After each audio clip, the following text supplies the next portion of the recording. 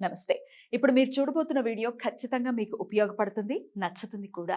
మరి మీకు నచ్చిన విషయం నాకు తెలియాలి అంటే ఈ వీడియోని మీరు లైక్ చేయాలి, షేర్ చేయాలి, అలాగే మన ఛానల్‌ని సబ్స్క్రైబ్ చేయాలి. మీ సపోర్ట్‌ని నాకు అందిస్తారు కదూ! ఓకే. ఇప్పుడు వీడియోని స్టార్ట్ చేద్దాం. నమస్తే. Welcome to our channel. నేను పద్మిని. ప్రస్తుతంతో పాటు ప్రముఖ ఆధ్యాత్మికవేత్త, నారీసేన ఫౌండర్, దత్త ఉపాసకురాలు శ్రీమతి లతా దత్త గారు మనతో పాటు ఉన్నారు. మాట్లాడదాం. అక్క నమస్తే అక్క. నమస్తే. జై గురుదత్. అక్క ఈ 9వ తారీఖు శుక్రవారం అమావాస్య రాబోతోంది. అది పుష్య అమావాస్య. మన తెలుగు రాష్ట్రాల్లో అయితే చొల్లంగి అమావాస్యగా పిలుస్తూ ఉంటారు. ఈ అమావాస్య వైశిష్ట్యం ఏంటి? ఎలా ఆ రోజున వినియోగించుకోవచ్చో వివరంగా మీ ద్వారా అక్క. తప్పకుండా పద్మిని. ఈ వచ్చే అమావాస్య చాలా విశేషమైంది. ముఖ్యంగా పితృదేవతలకి తర్పణాలు వదిలేటటువంటి అమావాస్య. ఎవరైనా కూడా పితృదోషాలు ఉంటే, లేదంటే ఆర్థిక పురోగతి లేకపోతే, మేము బ్లాకేజ్ అయిపోయింది, ఆర్థికంగా ఒక్క రూపాయి కూడా మాకు లేదు అని అంటే పితృదోషం కూడా ఒక కారణం. ఇందాక చెప్పాను కదా నేను. అలాంటి వాళ్ళందరూ కూడా మీకు దగ్గరలో ఉండే పిఠాపురం పాదగయ క్షేత్రానికి వెళ్ళొచ్చు. లేదమ్మా మేము అంత దూరం వెళ్ళలేము, మాకంత స్తోమత లేదన్న వాళ్ళు ఆ రోజు ఉదయాన్నే, అమావాస్య రోజు ఉదయాన్నే చక్కగా తలంట స్నానం చేయండి.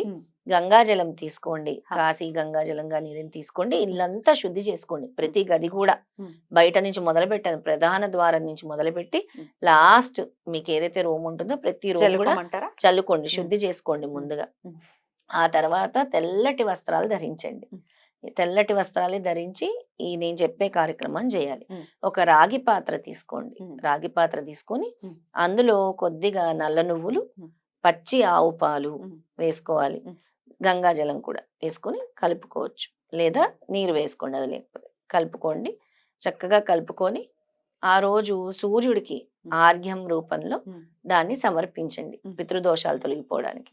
ఆర్ఘ్యం రూపంలో దాన్ని అక్కడ సమర్పించి సూర్య భగవానుడికి నమస్కారం చేసుకోండి. స్వామికి ఆ రోజు దత్తాత్రేయ స్వామి స్తోత్రం, దత్తస్తవం చదువుకోండి. అలాగే దత్త మంత్రం చదువుకోండి.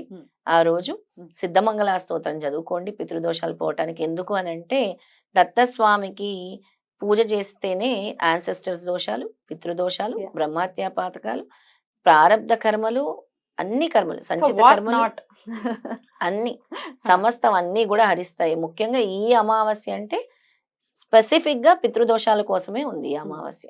ఈ రాబోయే అమావాస్య 9వ తారీఖు అమావాస్య. అయితే ఎవరికైతే ఇవి ఉన్నాయో వాళ్ళందరూ కూడా మేము చేయలేదు, ఇంకా మాకు బ్లాకేజెస్ ఉన్న వాళ్ళు ఈ విధంగా చేయండి.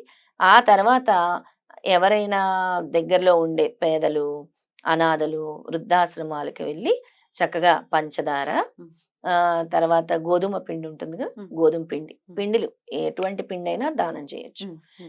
దానం చేయండి. దేవాలయంకి వెళ్ళి నూనె దానం చేయండి. ఆ రోజు అమావాస్య కదా, నూనె చక్కగా నువ్వుల నూనె కానీ, కొంతమంది నువ్వుల నూనె ఇస్తారు, కొంతమంది ఆవ నూనె ఇస్తారు. దీపారాధనకని నూనె దానం చేయండి.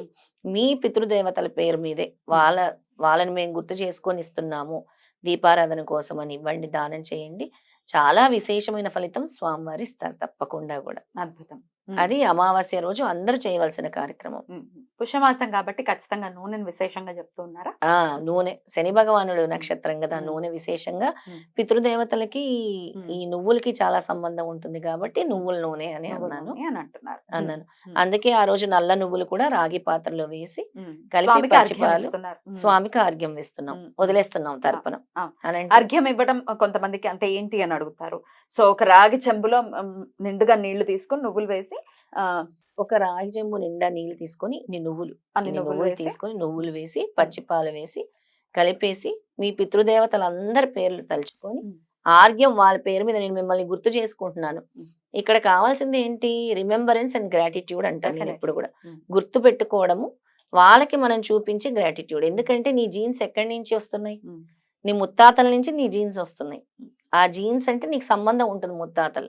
వాళ్ళు వెళ్ళకపోతే ఎక్కడో చోట ఆగిపోయినా కూడా మధ్యలోకంలోనో ఇంకే లోకంలో వాళ్ళ ఆత్మ పైనకు చేరుకోకపోతే దాన్నే దోషం అంటాం. వాళ్ళ వరకు చేరాలి అని అంటే వాళ్ళందరినీ తలుచుకొని నువ్వు సమర్పిస్తున్న ఆర్ఘ్యము. ఇంకా అదే విధంగా ఆ రోజు పద్మిని తెల్ల అన్నంలో నల్ల నువ్వులు కలిపి ముద్దలా చేసి పైన కాకులకు పెట్టండి. కాకులు స్వీకరిస్తాయి.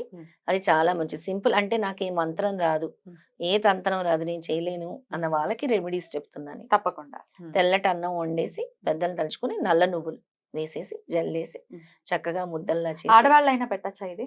ఇంటి పెద్దవాళ్ళే పెట్టాలి. పెట్టాలి యాక్చువల్ గా, కానీ మగవాళ్ళు మగవాళ్ళు పెట్టాలి. వినరండి అని కొంతమంది అంటారు. పెట్టొచ్చు. ఏమీ కాదు. అసలు చెయ్యట్లేదండి మా అమ్మ. మీరు నమస్కారం చేసుకొని మీ పెద్దల్ని తలుచుకొని పెట్టండి. ఉమ్. ఏం తప్పులేదు. ఉమ్. మీరు పెద్దలకి వేస్తున్నారు, ఆ రోజు గుర్తు చేసుకొని ఒక మంచి పని చేస్తున్నారు. ఒకవేళ వినకపోతే భర్తలు వినట్లేదు చెయ్యట్లేదు అంటే అప్పుడు అంటే ఆడవాళ్ళు. అప్పుడు ఇంకా దీన్ని ప్రత్యామ్నాయంగా మీరు ఏం చేస్తున్నారు, ఉమ్. చక్కగా పశుపక్షులకి ఉమ్. పెడుతున్నారు అన్నం. ఉమ్. అంతే కదా. ఉమ్. వెళ్ళి తలుచుకొని పైన పెట్టేసేయండి. ఒక 4 ముద్దలు 5 ముద్దలు చేసి పెట్టండి పైన. మీ ఇంటి పైన ఎక్కడైతే కాకులు వచ్చి తింటాయో, పక్షులు వచ్చి తింటాయో, రైట్. ఆ రోజు పక్షులు స్వీకరిస్తే మీ దోషాలన్నీ కూడా పోతాయి. అమావాస్య మరి గురుదేవుని సేవలోనే ఉన్నారు కాబట్టి స్వామిని విశేషంగా ఎలా కొలవమంటారు ఆ రోజున?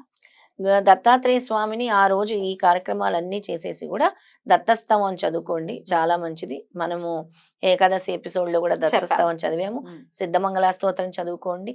అలాగే దిగంబర దిగంబర అని స్వామి నామస్మరణ చేయండి. వీలైనంత వరకు పద్మిని ఎక్కువ నామస్మరణ చేయాలి. అమావాస్య రోజు గాని పౌర్ణమి రోజు గాని మనం నామస్మరణ చేసిన దానికి విశేషమైన ఫలితం స్వామిస్తారు. అలాగా ఓం శ్రీ గురుదేవ దత్త అనే నామాన్ని మీరు పట్టించుకుంటూ ఉండండి. ఇది రెగ్యులర్ గా చెప్తూ ఉంటాను. ఎందుకు అంటే శ్రీలో లక్ష్మీకరం ఉంది, ఓంలో ఈశ్వరుడు ఉంటాడు. ఓం అనే పదంలో చాలా పాజిటివ్ ఎనర్జీ ఉంది. గురుదేవ దత్త, గురుదేవుడు అందరు కలిసి ఉంటారు కాబట్టి ఈ మంత్రాన్ని మీరు జపించండి. 108 సార్లు జపించండి. దత్తస్తవం 3 సార్లు చదువుకోండి. సిద్ధమంగళ స్తోత్రం 9 సార్లు గాని 11 సార్లు గాని పఠించండి. రైట్ అక్క. ఇక లక్ష్మీదేవికి శుక్రవారం అంటే లక్ష్మీదేవికి సంబంధించిన రోజు మనందరికీ తెలిసిందే.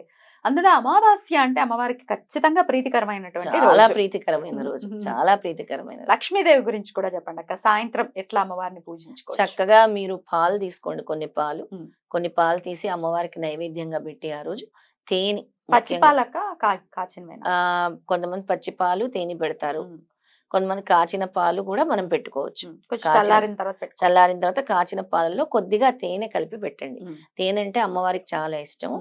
ఇంకా ఆ రోజు ఏం చేస్తారు అంటే చిన్న వెండి గిన్నె తీసుకోండి, దాని నిండుగా తేనె కలపండి, తేనె నింపండి, తేనె నింపి అక్కడ పెట్టండి. మీరు నేను చెప్పిన ఈ పద్ధతి ఈ అమావాస్య నుంచి మొదలుపెట్టి నెక్స్ట్ అమావాస్య వరకు ప్రతి శుక్రవారం ఈ తేనెను మారుస్తూ ఉండండి. ఈ అక్కడే ఉంటుందా? అమ్మవారి దగ్గరే వదిలేస్తాం. మళ్ళీ నెక్స్ట్ ఫ్రైడే మార్చాలి. ఆ తేనె ఏం చేయాలి మరి? ఆ తేనెని చీమలకి ఆహారంగా వేయాలి. చీమలకు గాని లేదంటే ఎందులోనైనా కలిపేసి మొక్కలకైనా వేయొచ్చు. మనం కూడా ఏదైనా ప్రసాదంగా స్వీకరించొచ్చు. మనం కూడా స్వీకరించొచ్చు. నీటిలో కలుపుకొని తాగొచ్చు, అలా కూడా చేయొచ్చు. మళ్ళీ ఈ తేనెను మార్చి కొత్త తేనెను పెట్టండి. అలా మీరు ఒక 1 నెల రోజులు చూడండి. ఖచ్చితంగా మీ ఇంట్లో ఆర్థిక సమస్యలకి ఇది ఒక అద్భుతమైన పరిష్కారం అని చెప్పొచ్చు. అద్భుతం, అద్భుతం.